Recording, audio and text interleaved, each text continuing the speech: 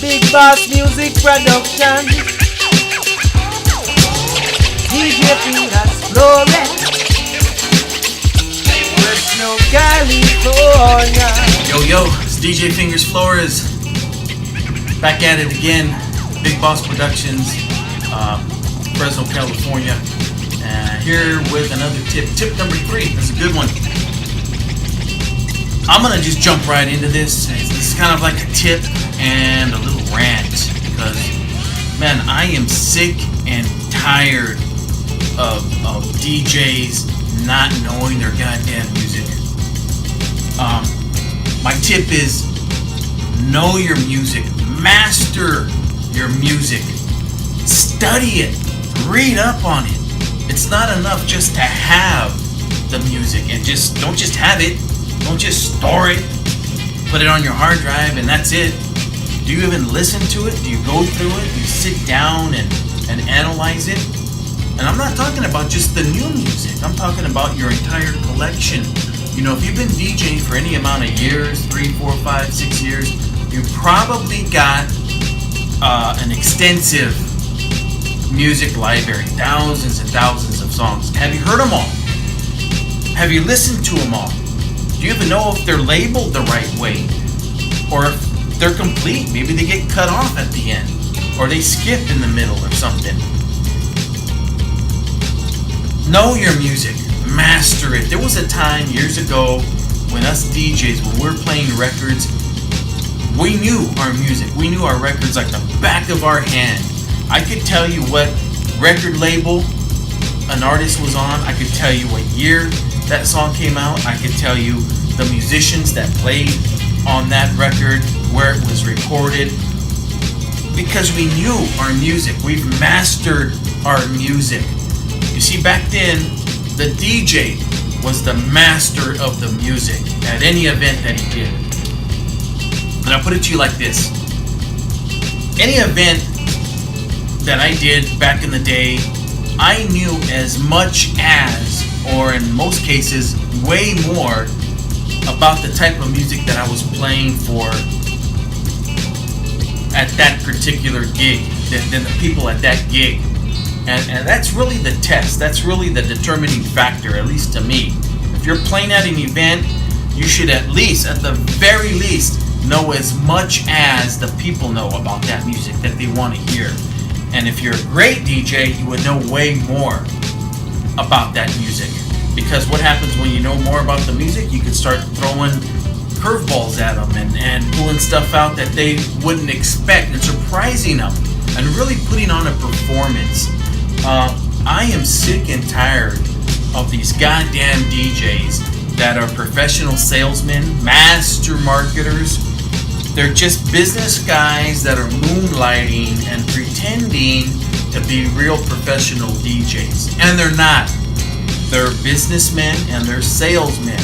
And I'm not putting that down. If you're going to do this, especially like me, if you're going to do it full time, you do have to be a good businessman and a good salesman. I sell my services all the time. But don't drop the ball on your performance. It seems like a lot of these guys are just interested in sales. Just, book more jobs, and they're just doing enough to get through that gig, and that's it. You see, we've come to a time now in society, in the mobile DJ business industry, where, at one time, years ago, the DJ was the master of the music. And he shined when he performed. It doesn't matter if he had big speakers or small speakers. His performance spoke volumes. He was the master of the music. And the people at the event were just taking it in. They were impressed with his programming, with his style of playing. I'm not even talking about mixing and scratching and turntablism or any of that. But it seems like today there's been kind of a changing of the guards, if you will. A changing of the guards. The DJ isn't the master of the music anymore. It's the audience. The audience knows more about the music than that DJ does. And that, my friends, is a disgrace. That's a sin. You would never see a honky-tonk bar have a DJ in there that doesn't know anything about honky-tonk, country western, classic country. If you're playing at that kind of bar, country bar, the DJ better know at least as much of that music as the patrons know, if not more. Nowadays, the crowd knows more about the music, and I'll test you right here. If you ever go to an event and the crowd comes up, somebody comes up and requests a song, and you never heard of it, and you don't have it, and you say something like, "Oh, let me see if I got it," and you type it in, and you're surprised that you have it. You didn't even know that you had that goddamn song. You never even heard that song before, and then you play it. How do you even know that's the right version? How do you even know that's the right song? You need to listen and study this. Crack the books like I did when I was a kid before the internet. I went to the library and I read up on all this stuff. Jazz fundamentals, the history of country western music, funk and disco, hip hop, all this stuff.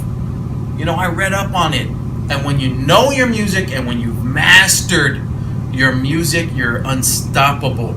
That's what makes DJs going from just getting through an event, just skating by, to really outshining all the other DJs, because your performance is just amazing. You start connecting dots in your head, and you start saying, oh, well, if they like this, then they're going to like this because they're similar, and then they're going to like this, and then how about this, and then I'll do this and this, and then I'm going to throw this left curveball at them, and if they like that, I'm going to go this route. It's a journey. It's a journey. And everybody's listening, and everybody's paying attention. And there's too many goddamn DJs out there that just throw shit out there on the wall and just hope something sticks. They're not formatting their music. They're not thinking 2, 3, 4 songs ahead. They're just playing whatever. And a lot of times they just play the same shit. Big Boss Music Productions.